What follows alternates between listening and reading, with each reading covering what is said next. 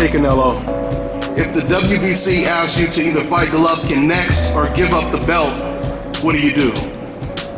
I'm ready. You ready? So we're gonna see Golovkin in May or what? I'm ready. There it is.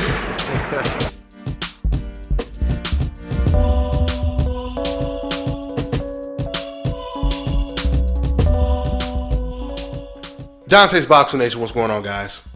So, in what seems to be a very interesting matchup, Canelo Alvarez and Chavez Jr., they're negotiating right now for a fight next year, May 6th, which will be around Cinco de Mayo. That's a very interesting fight. Now, of course, it's not Canelo versus Golovkin, but I think this is a very intriguing fight, and I would look forward to watching a fight like this simply because of the fact that we're so used to seeing Canelo always fighting smaller guys. He's always playing the role of Goliath going up against David. But if he were to fight Julio Cesar Chavez, which they're talking about possibly fighting at a catchweight of 165, he would be playing the smaller guy role. But yet at the same time, we know deep down, Canelo Alvarez, he walks around probably at about 180, 190 pounds. So he won't be that much smaller than Chavez, but he would still be naturally smaller. Canelo Alvarez is about 5'8". He's about 5'7" and a half. And we know that Julio Cesar Chavez is almost 6 foot tall. I think he's about 5'11", 6 foot tall. And we know that Chavez, he would come into the fight, the night of the fight, probably at 190 pounds. Okay, so that would be interesting. Just the size disparity alone makes for a very intriguing fight. Now, Juan Marquez, who often speaks the truth when he's talking about other fighters, I found it interesting that he said a lot of things that you often hear me say when it comes to criticizing Canelo Alvarez.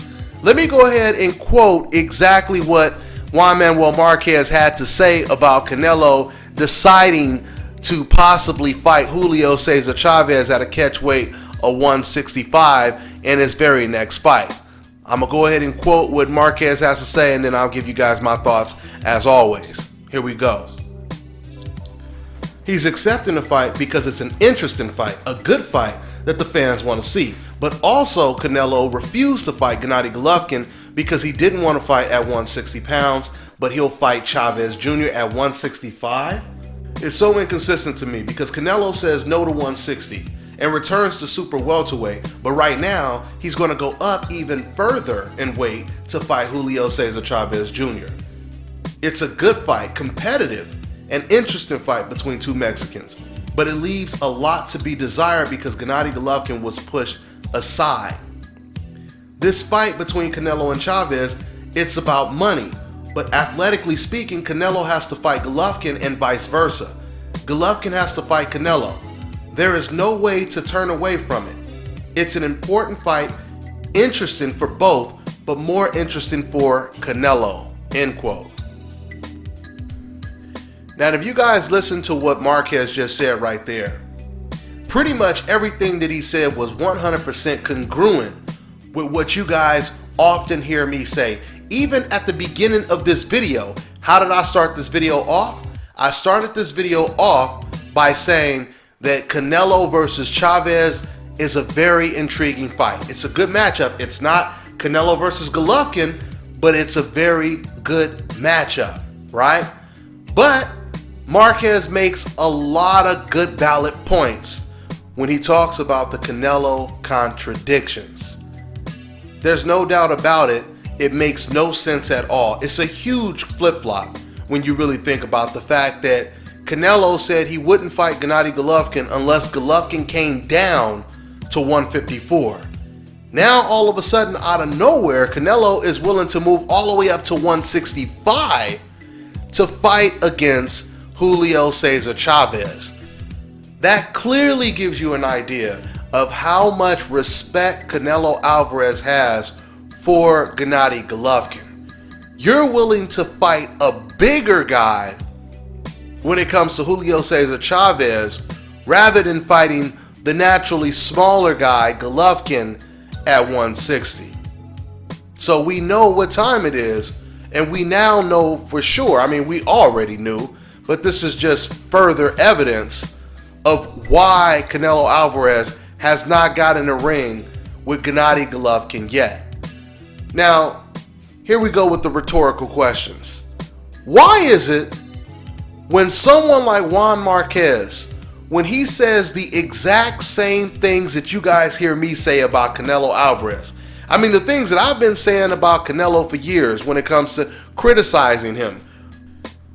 You see, when Marquez says this, it's normal.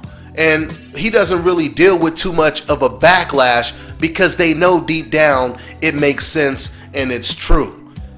But when someone on the coincidental list like myself says the exact same thing that Marquez says, oh, it's a different type of reception. It's a completely different type of reception, right?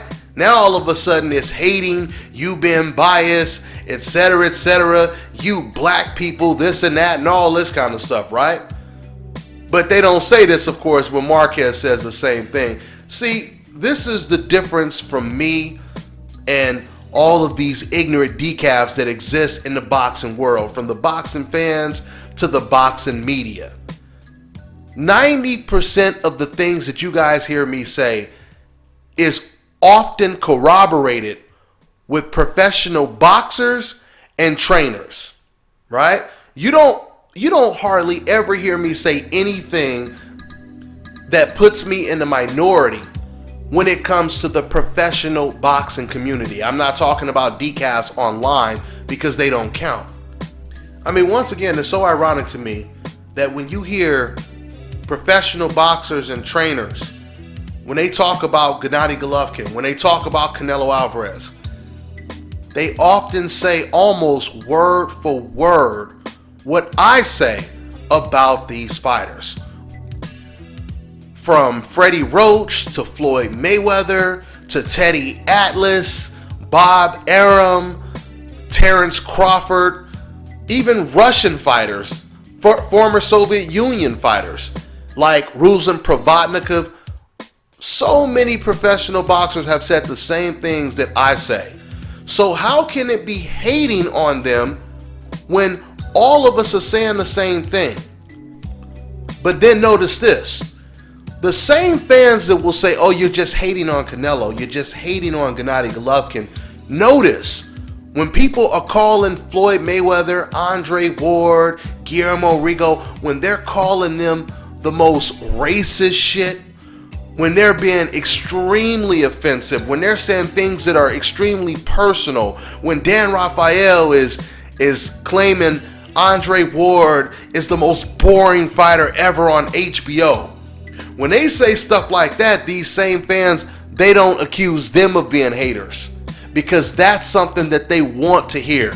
Regardless if it's true or not, they just want to hear it. So to answer my own rhetorical question, what this really all comes down to is just emotionally attached fans. They don't care what's true and what's false.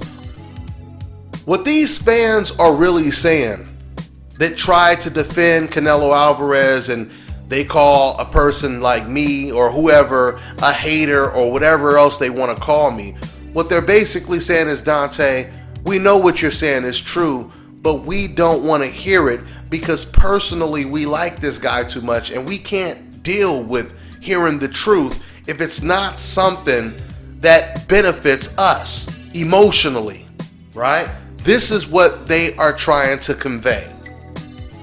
They have somewhat of a gang-banging mentality where they know that maybe doing this drive-by and killing these innocent people is wrong, but they have to stick to their alliance.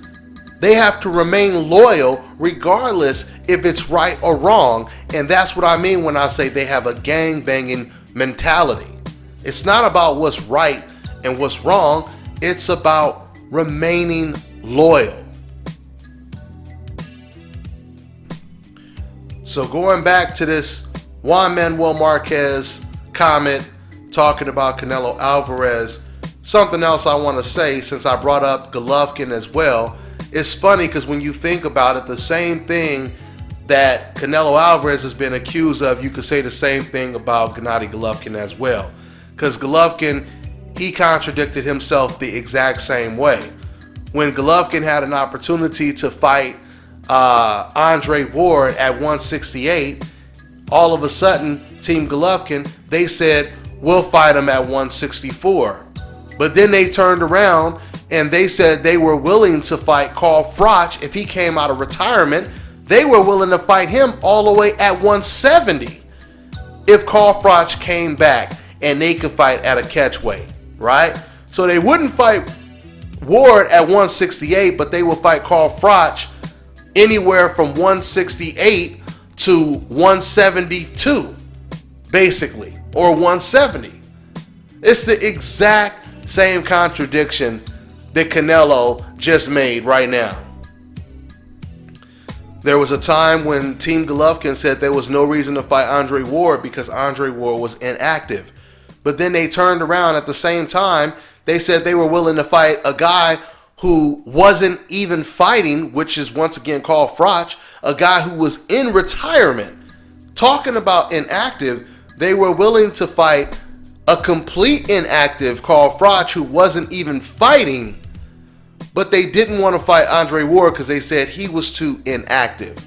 So, you know, like I said, Canelo and Golovkin, they're pretty much in the same boat right now. At the end of the day, hopefully the fight comes to fruition. And that's pretty much all I got on this one, guys. I'm on to the next one. This is Bobby, and you're watching Dante's Boxing Nation.